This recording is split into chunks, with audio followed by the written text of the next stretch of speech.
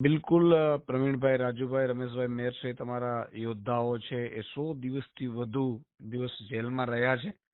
આજે ગુજરાતની જનતા માટે અને ખેડૂતો માટે 54 લાખ ખેડૂતો, મજૂરો, શ્રમિકો અને જે ભાગ્યાઓ માટે એ લડીને આજે જેલમાં જઈ આવ્યા છે. અમને ન્યાય ઉપર પેલો વિશ્વાસ હતો, પણ ભાજપે જે ખેલ કર્યા છે, ભાજપે જે રીતે આમને વધારેમાં વધારે જેલ થાય એવા જે પ્રયાસો કર્યા છે, એ નિમ્ન કક્ષાની રાજનીતિનો પણ અંત આવ્યું છે. સત્યમેવ જયતે, આજે સત્યની જીત થઈ છે. તમે વિચાર કરો કે જે રીતે હળદરમાં થયું એમાં રાજુભાઈ, પ્રવીણભાઈ અને આખા 86 જેટલા ખેડૂતોને ભાજપે ખોટા ફસાવી દીધા. જલિયાવાલા બાગની જેમ અંગ્રેજોએ ગોળીબાર કર્યો ને એવી રીતે આખું ગામ ઘેરીને ભાજપે પોલીસ થ્રુ આખા ગામને લાઠીચાર્જ કરીને ગામને ઘરમાંથી કાઢીને માર્યા હતા.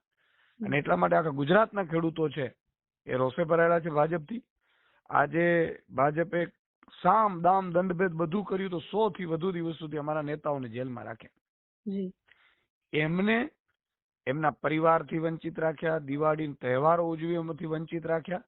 ત્યારે આજે ભાજપની તમામ જે કૂટનીતિઓ છે એને ભેદી અને ભારતનું બંધારણ અને સત્યની જીત થઈ છે.